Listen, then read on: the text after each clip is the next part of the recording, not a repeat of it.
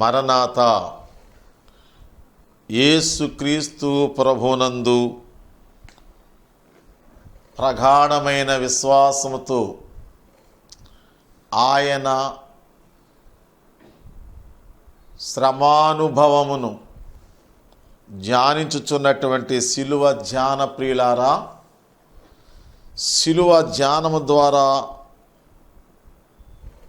అనుగ్రహింపబడే దివ్యమైన శక్తి సామర్థ్యములను, మహిమగల స్వారూప్యమును దేవుడు మీకు అనుగ్రహించునుగాక. ఆమేన్. పరిశుద్ధ గ్రంథము నుంచి ప్రత్యేకమైన దైవజనుడు పౌలు గారు రాసినటువంటి పత్రికల్లో కొరింథీ సంఘానికి వ్రాసిన మొదటి పత్రిక 1వ అధ్యాయము 18వ వచనాన్ని జ్ఞాపకం చేస్తూ ఉన్నాను.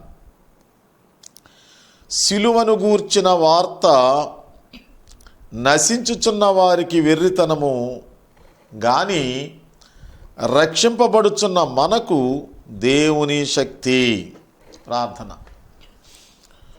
మహాకృపా కనికరములు కలిగిన మా పరలోకపు తండ్రి, ప్రేమగల మా తండ్రి, రక్షించబడుచున్న మాకు, నీ యందు విశ్వాసముంచిన మాకు, నిన్ను వెంబడించుచు ఉన్న మాకు నీ మహిమగల శక్తి మాలో ఉంచి, నీ మహిమాన్విత శక్తి సామర్థ్యములను మేము కలిగిన వారమై లోకమును, శరీరమును, పాపమును, సమస్తమును, అంధకార శక్తులను జయించి శిలువ మాధుర్యములో ఉన్న మహిమాన్విత అనుభవములలో పాలు పొందుచు నీ రూపలావణ్యములతో అద్దుటకు దిద్దుకొనుటకు నీ పావనాత్మను మాకు తోడుగా ఉంచుమని మహిమగల యేసునామమున వేడుకొనుచున్నాను తండ్రి. ఆమేన్. కృపా సదా మీకు తోడుగా ఉండును గాక. ఆమేన్. శిలువ ప్రియులారా, ఈ శిలువ ధ్యాన సమయాలలో క్రైస్తవ సమాజంలో చాలా మట్టుకు 40 దినాలు ప్రత్యేకముగా ఒక మండల కాలము భస్మ బుధవారం మొదలుకొని ఈస్టరు పునరుత్థాన మహాదినము వరకు ఆదివారములు కాక ఒక 40 దినాలు ప్రత్యేకముగా యేసుక్రీస్తు ప్రభు యొక్క శిలువ విధానమును, శిలువను గూర్చినటువంటి సందేశములను, శిలువలో ప్రభు కనుపర్చినటువంటి మహనీయతను, మహత్కర శక్తి సామర్థ్యములను తలంచుకుంటూ పారమార్థికులగుచూ ఉన్నారు అనేక మంది. ఇందులో అనేక మంది శిలువ ధ్యానములు చేయొచ్చు కేవలము నామకార్థముగా 40 దినాలు వారిని చూచి వీరిని చూచి మనం చేయకపోతే బాగుండదని అనుకుంటూ ఏదో నామకార్థంగా వెళ్ళిపోయేవారు కూడా చాలామంది ఉన్నారు. అయితే దేవుని యొక్క వాక్యము చాలా వివరముగా మాట్లాడుతూ ఉన్నది, ఖచ్చితముగా మాట్లాడుతూ ఉన్నది, స్పష్టముగా తెలియజేయచ్చు ఉన్నది. ఏమనగా శిలువను గూర్చినటువంటి వార్త దయతో బాగా వినాలి. అందరికీ తెలిసిన విషయమే అయినప్పటికీ తెలిసిన దానిని మరలా మనం జ్ఞాపకం చేసుకుంటూ ఉన్నాం. ఈ సమయంలో శిలువను గూర్చినటువంటి వార్త 2 విధాలుగా పనిచేస్తుంది. ఇక్కడ మొదటిగా నశించుచున్న వారికి వెర్రితనముగా కనబడుతుంది.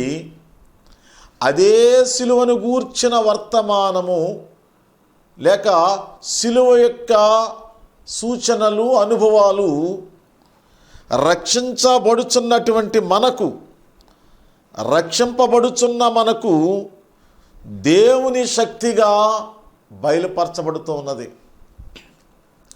ఇది చాలా ఆశ్చర్యకరమైనటువంటి విషయము.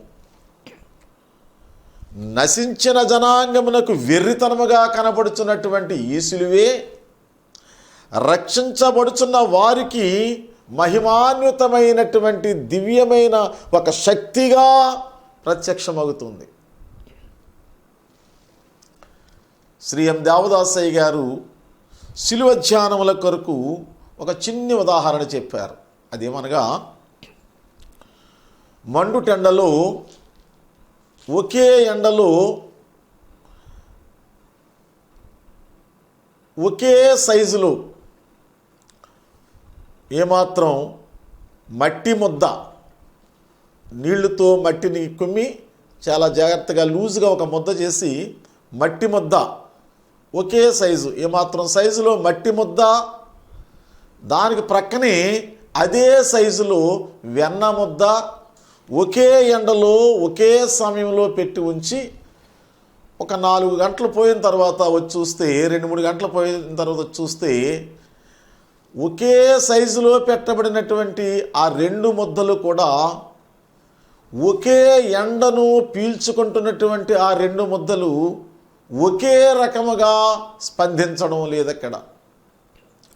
మట్టి ముద్ద ఈ 2-3 గంటల్లోనూ అది మరింతగా గట్టిపడిపోయి ఎండిపోయి ఒక బలమైన రాయిలాగా తయారైపోయి హానికరముగా తయారవుతుంది.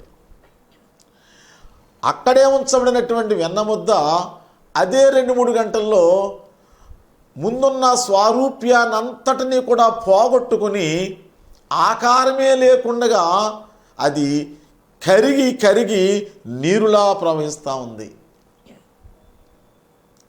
దయతో గమనించండి, ఈ ఎండ ఒకటి, ఈ ముద్దల యొక్క పరిమాణములు ఒకటి, కానీ ఆ ముద్దల లోపల ఉన్నటువంటి పదార్థం యొక్క స్వభావమును బట్టి ఆ రీతిగా అవి స్పందించే లేక రూపాంతరము చెందాయి. అలాగే ఈ 40 దినాలు కూడా నశించిపోచున్న వారికి ఇదే శిలువ వర్తమానములు, ఇదే శిలువ అనుభవాలు, ఇదే శిలువ చరిత్ర మహా వెర్రితనముగా, మరింత వేళాకోళముగా, మరింత చులకనగా, మరింత వేలమెర్రితనముగా, ఇది పనికి మాలిన విషయములాగా తీసి పారేసి రాతి గుండె వలె మరింతగా రాటుదేరిపోతూ ఉన్నారు. కానీ రక్షించబడుచున్నటువంటి మరొక సమాజం ఉన్నది ఇక్కడ, విశ్వాస సమాజము.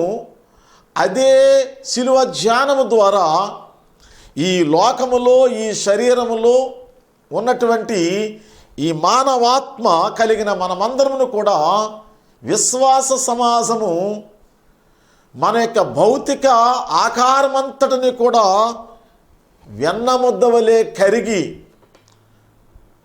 రాతి వంటి గుండెలు కూడా మెత్తని మాంసపు ముద్దల వలె రూపాంతరం అందుచూ ఉన్నవి. శిలువ ధ్యానము ద్వారా కఠినాత్ములు సైతం కరిగిపోయారు. ఆవేళ శిలువ వేయబడినటువంటి దినాన్ని ఎండలో వేలాడ తీయబడినటువంటి 2 దొంగల పరిస్థితి కూడా ఒక దొంగ మట్టి ముద్ద వలె, అదే నీతి సూర్యుని యొక్క శ్రమల నీడలో ఉన్నటువంటి ఈ ఎడమ ప్రక్క ఉన్న దొంగ శిలువను చూస్తూ, శ్రమను చూస్తూ, వేలవెర్రిగా మాట్లాడుతూ, హేళన చేస్తూ, చులకన చేస్తూ, మాటి మాటికి రాటుదేరిపోయి మరింత కఠినాత్ముడిగా తయారయ్యాడు అదే శిలువను చూస్తూ.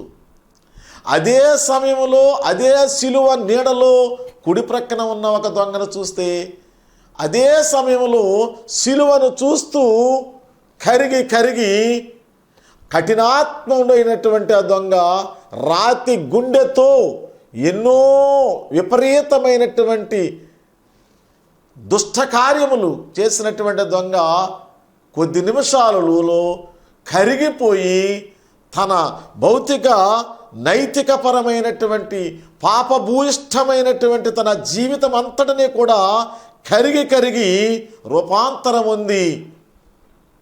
ప్రభువా, నీ రాజ్యంలో నన్ను జ్ఞాపకం చేసుకునుమని వేడుకొని తక్షణమే ప్రతిఫలమును అందుకోగలిగినాడు మరొక దొంగ. ప్రియమైన విశ్వాసి, ఈ 40 దినాలలో చాలా ప్రత్యేకముగా ధ్యానిస్తున్న మనము వేళాకోళముగా తీసుకొని, నామకార్థంగా తీసుకొని, చాలా చులకనగా తీసుకుని మనము నశించిపోచున్న వారి జాబితాతో పాటు నాశన కోపములోనికి మరింతగా మరింతగా మరింతగా దిగజారిపోచున్నారా, లేక రక్షింపబడుచున్న వారి జాబితాలో చేర్చబడుచు రక్షణానందముతో రక్షణానుభవంతో ఈ సిలువను గూర్చిన విషయములను ధ్యానిస్తూ ధ్యానిస్తూ ధ్యానిస్తూ మరింతగా క్రీస్తు యొక్క రూపలావణ్యములలోనికి, క్రీస్తు స్వారూప్యములోనికి రూపాంతరమొందుచున్నామా? ఇది చాలా ప్రాముఖ్యమైనటువంటి అంశముగా మొదటి దినాలలో నేను జ్ఞాపకం చేస్తూ ఉన్నాను. యేసు క్రీస్తుని సిలువా ఎప్పుడు ధ్యానము చేయు మాసాతోను సోదరా, యేసు క్రీస్తుని సిలువా ఎప్పుడు ధ్యానము చేయు మాసాతోను సోదరా.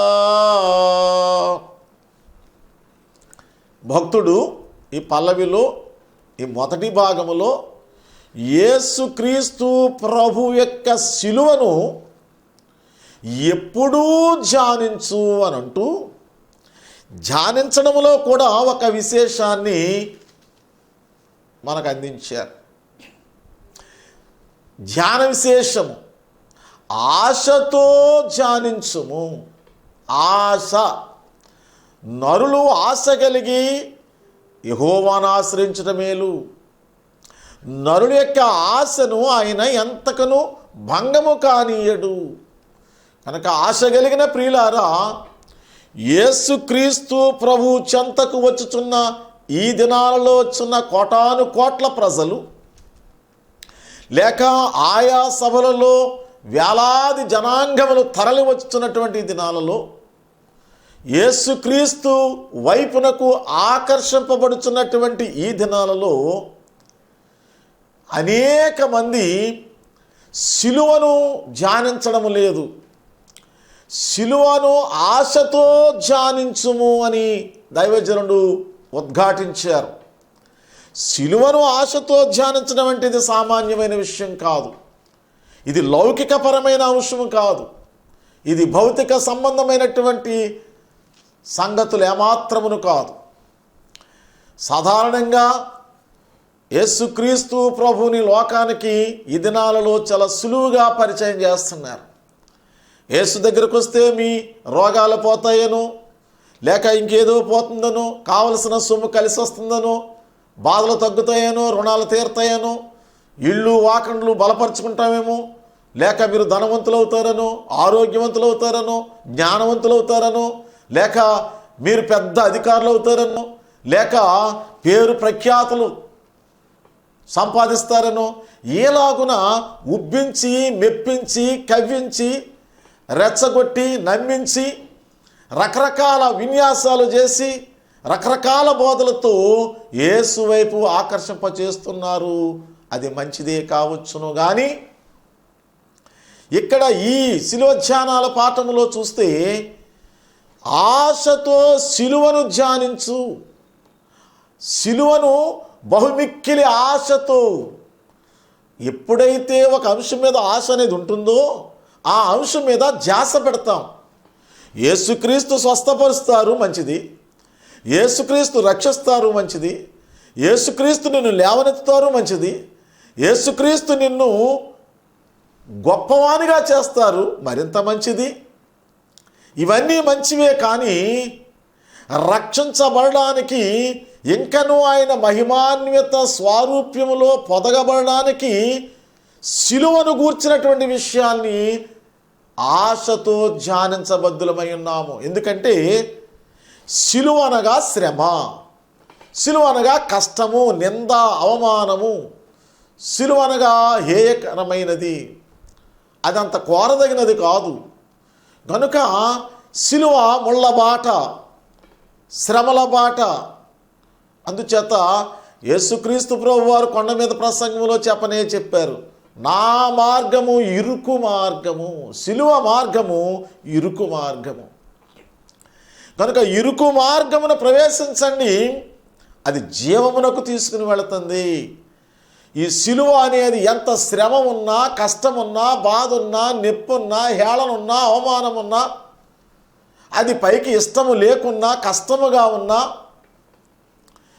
ఎలాంటి నలుగుడున్నా, ఈ సిలువ యొక్క మహాత్మ్యం ఏమనగా, ఈ సిలువను గూర్చిన వార్త రక్షించబడుచున్న మనకు, రక్షణ పొందియున్న మనకు, రక్షణ కలిగి ఉన్న మనకు, రక్షణ కోరుకొనుచున్న మనకు, రక్షింపబడుచున్న మనకు, అది దేవుని యొక్క మహాశక్తి అని భక్తుడు ప్రస్తావిస్తూ ఉన్నాడు. దేవుని యొక్క మహాశక్తి, సిలువ శక్తి ఒక అనూహ్యమైనటువంటి దివ్యమైన శక్తిని ప్రసరింపజేస్తుంది సిలువ. గనుక ఒకటి, ఈ లోక శరీర ఇచ్చలతో, శరీర కార్యములతో, ఈ లౌకికపరమైనటువంటి భోగ భాగ్యములతో, ఈ క్షణభంగురమైనటువంటి క్షయమైపోయే ఈ శరీర వ్యవస్థ కొరకు, ఈ క్షయమైపోయే ఈ జీవన మనుగడ కొరకు మానవుడు ఎంతగానో ప్రయాసపడుతున్నాడు, నలుగుతూ ఉన్నాడు, ఎంతగానో అన్వేషిస్తూ ఉన్నాడు. ప్రియమైన వారలారా, ఏదో సాధించాలని, మరి ఎంతో అభివృద్ధి అయిపోవాలని, ఉన్నది చాలదు, ఇంకా ఏదో అనుభవించాలని గొప్ప శరీర సంబంధమైన, లోక సంబంధమైనటువంటి భౌతికపరమైన ఉత్తేజముతో, ఉద్రేకముతో, ఉద్యమముతో మరింతగా అన్వేషిస్తూ ప్రయాసపడుతూ ఉన్నాడు మానవుడు. అయితే ఇలాగ ప్రయాసపడుచున్న వానికి సిలువను గూర్చిన ఆలోచన కానీ, సిలువ మీద ధ్యాస కానీ, సిలువను గూర్చిన విషయాలు అన్వేషించాలి, అభ్యసించాలి, అందున్న మాధుర్యాన్ని నేను అందిపుచ్చుకోవాలనే ధ్యాస లేదు, దానికి సమయం కూడా లేదు. సిలువ శ్రమ ఎప్పుడూ హేళనలు, అవమానాలు, కష్టాలు, చిరాకులు, శ్రమలు, ఇరుకులు, ఇబ్బందులు, నలుగుడు. ఇలాగైతే ఇంక జీవితాన్ని ఎప్పుడు అనుభవిస్తాం? ఇక సుఖం ఎప్పుడు పొందుతాం? ప్రజలు ఎప్పుడు గుర్తిస్తారు? సమాజంలో పేరు ప్రఖ్యాతలు ఎలాగొస్తాయి? ఇక జీవితకాలము సిలువేనా? ఏదో ఒకప్పుడు సిలువను పొంది ఏదో కొంతకాలం శ్రమ అనిపించినా మిగతా కాలం అంతా సుఖపడుద్దా? ఇలాంటి నైజముతో మనం ముందుకు వెళతా ఉంటాము. కానీ సిలువ అనేది ఒక మహత్కరమైనటువంటి మాధుర్య ప్రపంచంలోనికి తీసుకుని వెళ్ళిపోతుంది, ఒక ఆధ్యాత్మికమైనటువంటి పరిపూర్ణతలోనికి తీసుకుని వెళ్ళిపోతుంది. నిజానికి లోకానందములున్నవి, శరీరానందములున్నవి, జ్ఞానానందములున్నవి, కానీ పరిపూర్ణ ఆనందము, ఒక పరిపూర్ణమైనటువంటి ఆనంద సౌరభంలో మన ఆత్మ పరవశించాలంటే తప్పదు సిలువ ధ్యాస, సిలువ దీక్ష.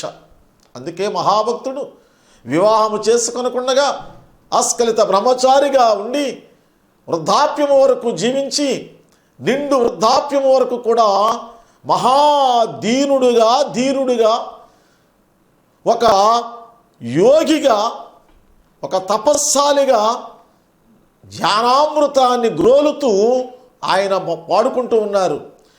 ఏమి కావలే నాకేమి కావలే, ఏమి కావలే నాకేమి కావలే, యేసు సిలువ దీక్ష తప్ప నాకేమి కావలే, యేసు సిలువ దీక్ష తప్ప నాకేమి కావలే. ఇంకేం కావాలి నాకు? యేసు సిలువ దీక్ష తప్ప నాకు ఇంకేమీ అక్కర్లేదు. సిలువను తప్ప మీ యందు నేను ఏమీ ఎరగకుందునుగాక అని పౌలు గారు తీర్మానించుకుంటూ ఉన్నారు. సిలువ వేయబడిన క్రీస్తునే నేను ప్రకటిస్తూ ఉన్నాను. సిలువను తప్ప మరి దేని గురించి నేను ఎరుగను అంటే అర్థం ఏంటంటే ఇక దేని మీద అన్వేషించవలసినటువంటి అగత్యం లేదు. సిలువలో సమస్త జ్ఞానము దాగి ఉంది, సిలువలో సకల సహనము దాగి ఉంది, సిలువలోనే సకల సంతృప్తి దాగి ఉంది, సిలువలో పరిపూర్ణ ఆనందము దాగి ఉంది, సిలువలో పరమ మాధుర్యం ఉన్నది, సిలువలోనే వివేకం ఉన్నది, సిలువలోనే జ్ఞానం ఉన్నది, సిలువలో సమస్తం ఉన్నది, సిలువలో విడుదల ఉన్నది, సిలువలో ఉద్యమం ఉన్నది, సిలువలో పరిశుద్ధత ఉన్నది, సిలువలో ఆయుష్కాలం ఉన్నది, సిలువ ఆత్మకు మాధుర్యమును కలిగించే గొప్ప ఆధ్యాత్మిక అంశమై ఉన్నది. సిలువలో ఉన్నటువంటి మాధుర్య దివ్య లక్షణాలు, సిలువ యొక్క విశేషాలు లోపలికి వెళ్ళగలిగినట్లయితే సిలువను ధ్యానించగలదు.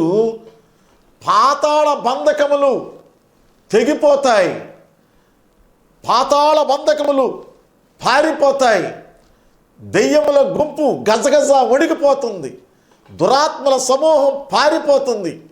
సిలువను ధ్యానించగలదు కొలది సిలువ యొక్క మహాత్మ్యము వలన అంధకార శక్తులు లయమైపోతాయి.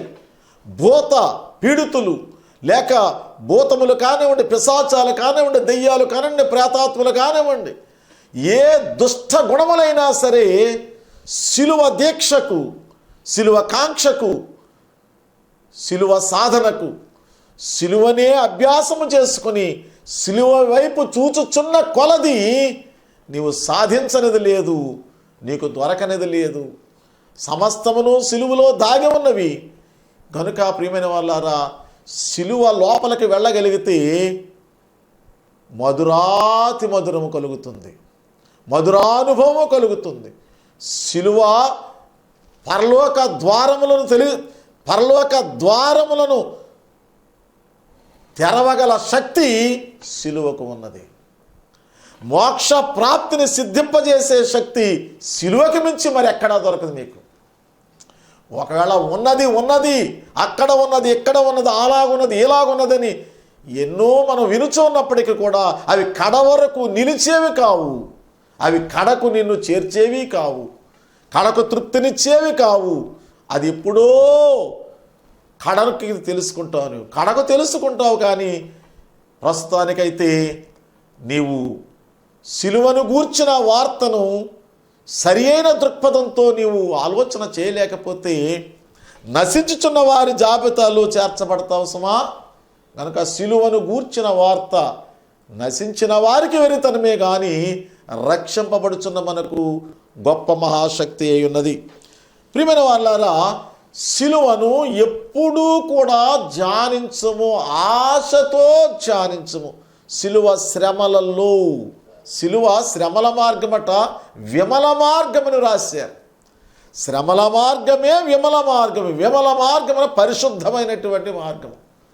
పరిశుద్ధత లేకుండా దేవునికి ఇష్టడుగా ఉండలేము, దేవునికి అంగీకారముగా ఉండలేము, దేవుని చూడలేము, దేవుని చేరలేము. హృదయశుద్ధి గల వారు ధన్యులు, వారు దేవుని చూచెదరు. అది ఒక పెద్ద నిగూఢమైన అంశం. దేవుని చూడడం అంటే హృదయశుద్ధి కావాలి. హృదయశుద్ధి మరి దేనితోనూ శుద్ధి కాదు, కానీ సిలువ ధ్యానము ద్వారానే శుద్ధి అవుతుంది.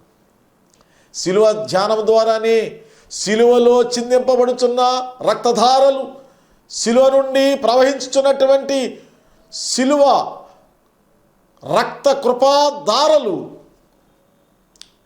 సిలువను చూచే కొలది యేసు రక్తము ప్రతి పాపము నుండి, ప్రతి విధమైన పాపము నుండి మనలను పవిత్రులుగా చేసే ఒక దివ్యమైనటువంటి, ఒక అనంతమైన, అనూహ్యమైన శక్తి సిలువలో ఉన్నది.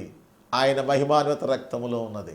కనుక రక్షింపబడుచున్న మనకు దేవుని శక్తి. ప్రియమైన వాళ్ళారా, ఒక స్వాగతం. మిత్రుడారారమ్ము, మిత్రుడారారమ్ము, మైత్రితో పారమార్థికమైన,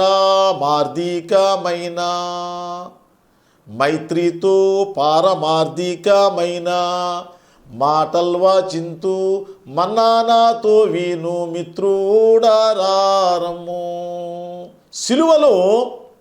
సిలువను గూర్చినటువంటి వార్తా విశేషాల్లో పారమార్థికమైనటువంటి భావాలు ఇమిడి ఉన్నాయి. ప్రియమిత్రమా, ప్రియ స్నేహితులారా, ప్రేమతో చనువుతో మిమ్మల్ని ఆహ్వానిస్తూ ఉన్నాము. పారమార్థికమైనటువంటి మాటలు ఈ సిలువను గూర్చినటువంటి విషయముల ద్వారా మనకు అందించబడుతూ ఉన్నాయి. ఈ పాటలో కొన్ని చరణాలు, ఒక 5 చరణాలు, 6 చరణాల పాటలో ఉన్నప్పటికీ 6వ చరణము దీవెన.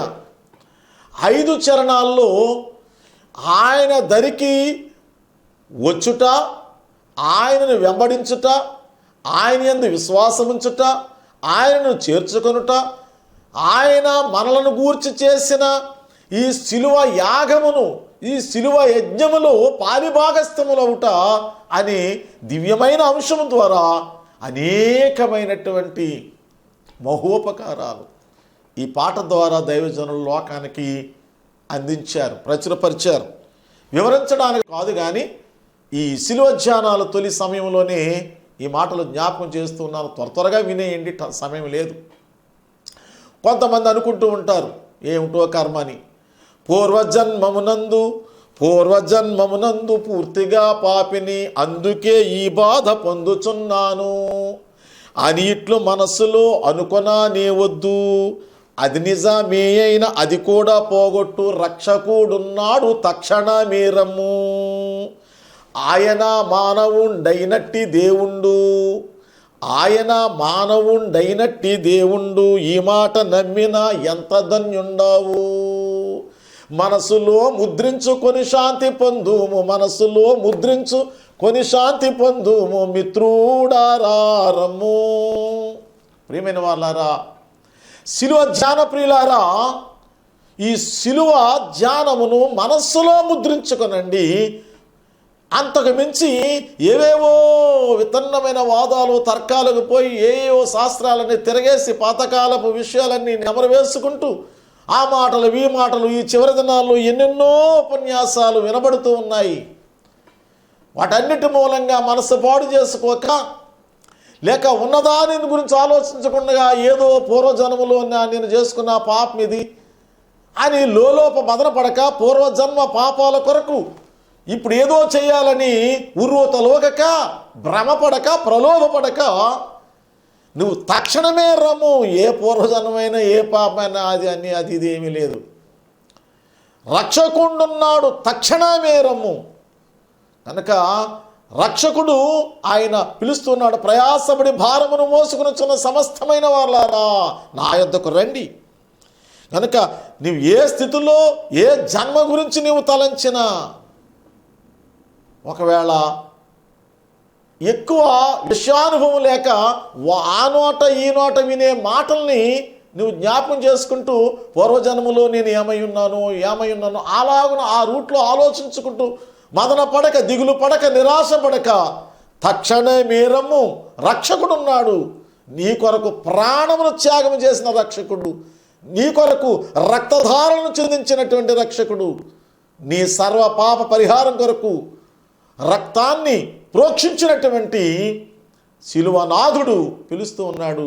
ఈ 40 దినాలు కూడా ఒక్కొక్కటిగా ధ్యానం చేసుకుంటూ శిలువ ధ్యానం ద్వారా గొప్ప మేలును పొందండి.